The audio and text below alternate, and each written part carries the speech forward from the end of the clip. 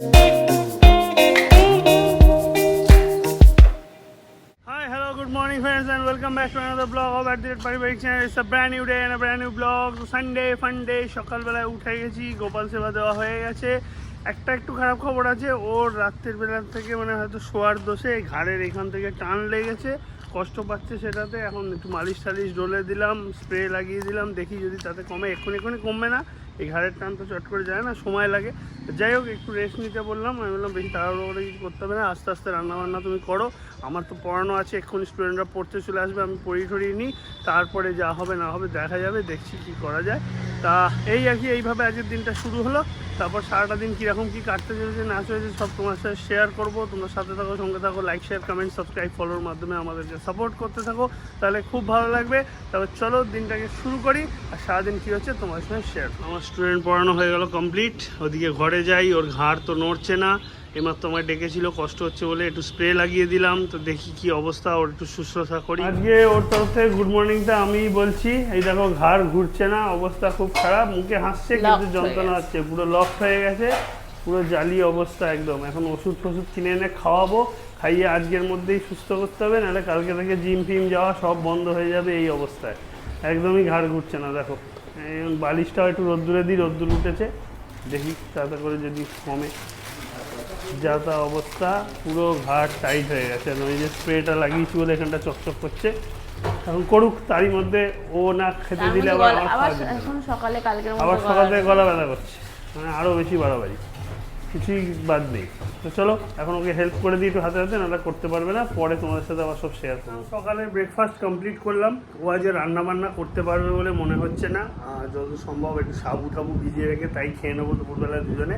তা এদিকেতে কী বলে যে, ওই কালকে বলা হয়নি তোমাদেরকে, কালকে আমাদের ওই যে জাপানি মামা ওপরে থাকে, অর্থাৎ হিরোর বাবা, যারা আমাদের ব্লগ বরাবরই দেখো তারা জানো হিরোকে। তো হিরোর বাবা কালকে ফিরেছে, গতকালকে ফিরেছে, ফেরার পর এখন যাই ওপরে রয়েছে, কথা হয়েছে আমাদের সঙ্গে, এমনি সব ঠিকঠাকই আছে সবাই। হিরোও ভালো আছে, হিরো হয়তো জানুয়ারি মাস নাগাদ আবার আসতে পারে আমাদের এখানে, এটা এখনও পর্যন্ত সম্ভাবনা। এবার মামা আর কি কিছু ভেজ প্যাটিস কালকে নিয়ে এসে দিয়েছিল রাত্রিরে, তো কালকে আর খাইনি, এসব পুজো টুজোও দিয়েছিল দিয়ে ভেজ প্যাটিস কিছু এনে দিয়েছিলো, খাওয়া হয়নি। তো সকালে ওটা দিয়েই ব্রেকফাস্ট সেরে নিলাম। ওই ভেজ প্যাটিসটাই আমি একটা খেলাম, ও একটা খেলো, বাবা বললো এখন খাবে না, দাদাকে দিলাম, মাকে দিলাম, সবাই একটা করে ভেজ প্যাটিস খেয়ে নিলাম, আর দিয়েই ব্রেকফাস্টটা সেরে নিলাম। এই হচ্ছে ব্যাপার আপাতত। এবার ওর শুশ্রূষা করে তাড়াতাড়ি দেখি ওর ঘাড়ে ব্যথাটা কতটা কমানো যায়, ওষুধ টষুধ খাওয়াই, জায়গায় আমার চেষ্টা। রান্নাবান্না সব হয়ে গেছে, এটা পরে শাক হয়েছে, এটা মানে চাটনি, আর এদিকে তো হয়েছে মাংস হয়েছে। তো বাবা সব করে নিয়েছে, ও কি করতে মানা করেছে আজকে, ওর ঘাড়ের রকম চোট বলে। এখানটা জানি না কী আছে, এখানটা তো এই যে উচ্ছে আলু ভাজা, তো আমার জন্য রান্না করেছে, কিন্তু আমি ও যেহেতু সাবু খাবে বললাম, তাই জন্য খেতে ভালো লাগে, তাই আমি ওকে বললাম আমি তোমার সঙ্গে সাবুই খাবো। তো ভাতটা রয়েছে আমারও, কিন্তু আমি ভাত খাবো না, আমি সাবুই খাবো। আর এদিকে বাকিদের রান্না দেখালাম তোমাদেরকে, হয়ে গেছে, ও রেস্ট নিচ্ছে, ভালো লাগছে না, স্বাভাবিক ঘাটটা ওরকম ধরে থাকলে ঘোরাতেও পারছে না, অসুস্থ হয়, এবং ভালো লাগছে না, এখন রেস্ট নিচ্ছে। আমি দেখি একটু টুকটাক কী কাজকর্ম আছে সেগুলো করি, তারপর পরের প্ল্যান পরে। এখন আমার হাতে চলে এসছে শ্বশুরবাড়ির বাতাবি লেবু মাখা, এটা এখন একটুখানি চট করে খাই, একটু পরে স্নান টান করতে যাবো, বেলা হচ্ছে, স্নান টান করে খাওয়া দাওয়া সেরে বিকেলের দিকে, ওর ব্যথা আছে ঘাড়ে জানি, তাও বিকেলের দিকে একটা প্ল্যান প্রোগ্রাম করছি, সেটা পরে তোমাদেরকে জানাবো। তোমার ঘাড়ে ব্যথা হবে না তো কার ঘাড়ে ব্যথা হবে শুনি? এই তো অবস্থা, একে তো ঘাড়ে ব্যথা বলে ঘাড় নাড়াতে পারছো না, তার উপর স্টুডেন্টদের লেখা নিয়ে বসে আছো, স্টুডেন্টদের সমস্ত টেনশন মাথায় নিয়ে বসে আছো, এরকমভাবে কি হয় নাকি? এগুলো তো বন্ধ রাখতে হবে আজকের দিনটার জন্য। জোরে বলো, কিছু শুনতে আমিই পাচ্ছি না তোমার কথা।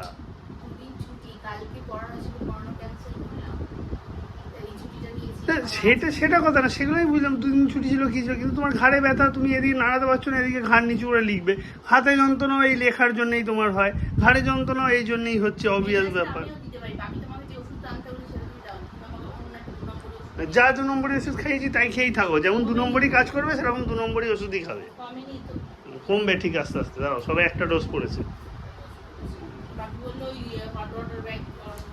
দেখছি। বৌসেবা, বৌসেবা একদম উল্টে দেবো বৌসেবা।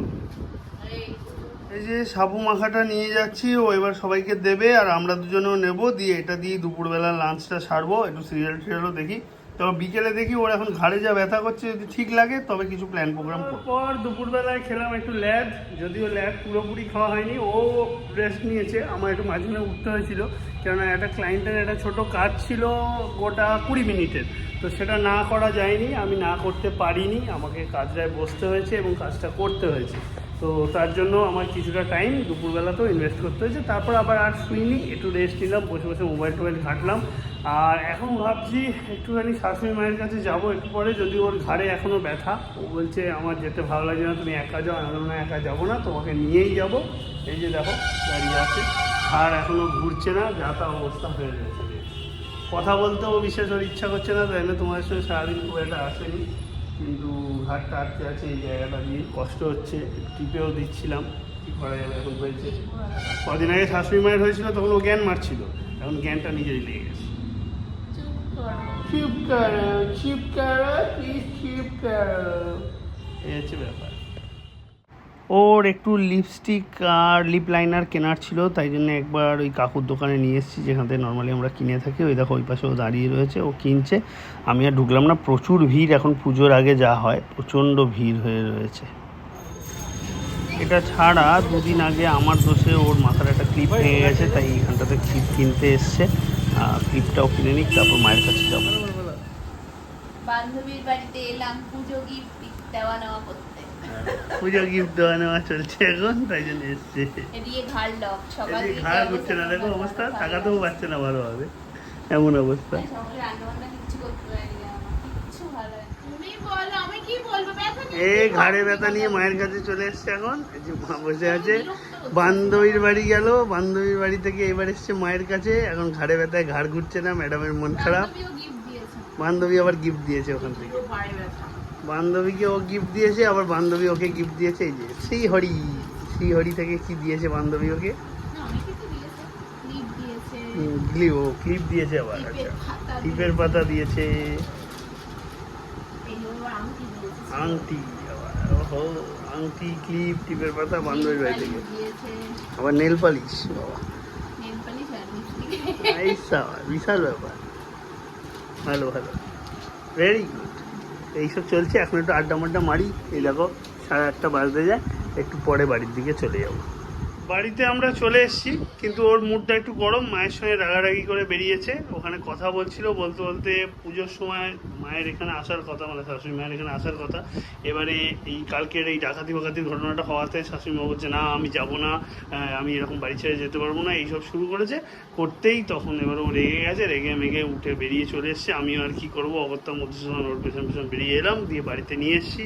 এখন মুড পুরো গরম এবং মুড অফ, কোনো কথা বলছে না, কিছু না, রেগে মেগে রয়েছে। একে তো ঘাড়ে ব্যথা হচ্ছে, তারপরে এই মাথা গরমটা হয়ে রয়েছে। তো যাই হোক, সেটা আস্তে আস্তে আমি টাইম টু টাইম সামলাবার চেষ্টা করি। আর রান্না ফান্না সব দেখি কি আছে, খাবার দাবার গরম করে নিয়ে আসি, দুজনের ডিনারটা সারি, আশা করি সেটা খাবে। দেখতেই পাচ্ছ তোমরা কেমন কিছু করে বসে আছে, কোনো কথাও বলছে না। তো যাই হোক, চলো আজকে আর ব্লগটায় বেশি দূর টানবো না, আজকে ব্লগটা এখানেই এন্ড করবো। Tata bye bye, good night বলে শেষ করবো। কালকে তোমার সঙ্গে দেখা হবে নতুন ব্লগে নতুনভাবে, দেখি ততক্ষণে আশা করি ওর মুডটা ঠিক হয়ে যাবে এবং ঘাড়ে ব্যথাটাও কমে যাবে, যাতে তোমাদের সাথে কথা বলতে পারে। তো আজকের মতন বাই বাই, টাটা, সবাই ভালো থেকো, সুস্থ থেকো। কাল থেকে আমার আবার ব্যস্ততম দিন শুরু।